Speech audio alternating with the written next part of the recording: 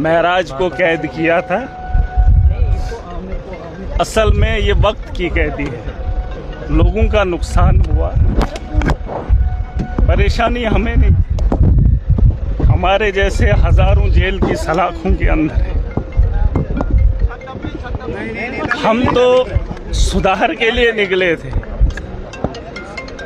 बेहतरी के लिए निकले थे, उन लोगों ने पागल बना दिया। यहाँ तो दस्तूर रहा है, वक्त की कैदी है।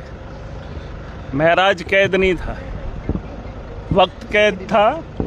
जिन लोगों ने उम्मीद दिखाई थी, उनकी उम्मीदें कैद हुई थी। अब क्या ही बताएं, इस बात का अंदाजा आप ऐसे लगा सकते हैं जैसे भाजपा अमेरिका के खिलाफ बोल नहीं सकती और देश के अंदर भाजपा के खिलाफ बोलना उतना ही मुश्किल है। हम तो सिर्फ इसलिए आए थे कि हम आवाम की बेहतरी चाहते हैं, मुसलमानों की नहीं, इंसानियत की और इस मुल्क की बेहतरी चाहते हैं। ये सच्चाई है, इसमें कोई दो राय नहीं है। लेकिन कुछ लोग धर्म के नाम पे लड़ते हैं, चाहे वो हिंदू हो मुसलमान हो, धर्म को मानते नहीं हैं, धर्म के नाम पे लड़ते हैं।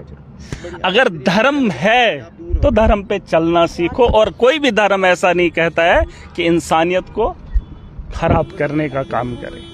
हमारी सोच तब भी वही थी, वक्त कैद था, सोच कैद नहीं है। जिंदगी कितनी है, कितनी है।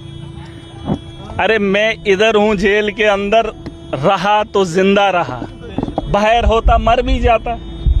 और मेरे अलावा 8 महीने मैंने जेल के अंदर काटे, कितने लोग मर गए। एक्सीडेंट में मरते हैं, गोलियों से मरते हैं, दंगे फसादात से मरते हैं, और जेल के अंदर इतने लोग पड़े हुए हैं, सालों सालों से उनका आता पता ही नहीं है ना। वक्त की बात है, सारा खेल वक्त का है। और अगर इस वक्त को हम नहीं सुधारेंगे, महराज मलिक परेशान, मुझे किसी ने कहा कि बाहर जाके मिलोगे। मैंने कहा अगर आम आदमी नहीं होता तो जेल में नहीं होता, है ना। परेशानी ये है कि एक आम आदमी सियासत के मैदान में आकर जब काम करना चाहता है तो लोगों को तकलीफ होती है। असल में मामला ये है कि जम्मू कश्मीर के जो हालात हैं, जो जम्मू कश्मीर के नौजवान इस वक्त पढ़ने लिखने के बाद, अभी नशा मुक्त अभियान चलाया जा रहा है ना। नशा मुक्त अभियान नहीं है, बेरोजगारी है। पढ़ा लिखा नौजवान क्या करे।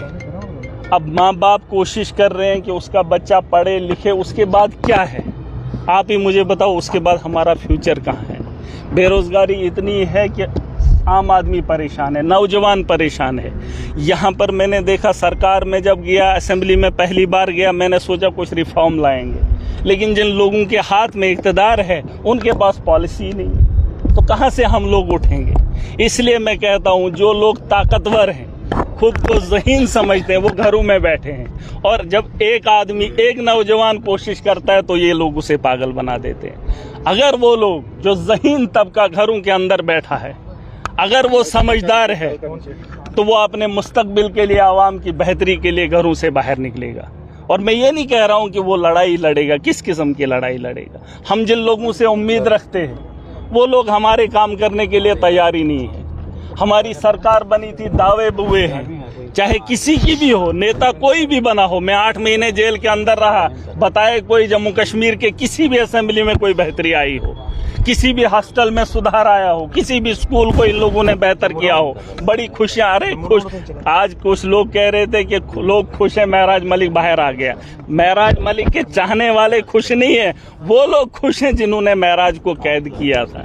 लेकिन वो ये बात भूल गए हैं कि महराज की सोच को कैद नहीं कर सकते, क्योंकि ये इंसानियत का तकाज़ा है। मैं जानता हूं कि जिंदगी मुख्तसर है, और मुख्तसर सी जिंदगी में हर आदमी की जिम्मेदारी, कितना पैसा आएगा, कितना आएगा, कितना खाओगे। जिस कपड़े में आया था उसी कपड़े से बाहर आया हूँ, क्या फर्क पड़ता है। किसने कितना खाया, किसने कितना कमाया, क्या है ये। अरे खाना जेल के अंदर भी मिलता है, जेल के बाहर भी मिलता है। अब जहनी गुलाम हैं, उस जहनियत को निकालना पड़ेगा। नौजवान जो पढ़ा लिखा तबका है, चाहे वो कश्मीर के अंदर है या जम्मू के अंदर है, उसने ये अब कहेंगे पार्टी मैटर नहीं करती है, सोच मैटर करती है। आप असेंबली में, हमारे लिए मुस्तकबिल कहाँ से तय होता है? या तो सेंटर से होता है या असेंबली से। वहाँ पे पॉलिसीज बनती है। अगर वहाँ पॉलिसी बनाने वाला ही ठेकेदार होगा तो कहाँ से हमारे लिए बेहतरी होगी? जरूर कहाँ से होगी?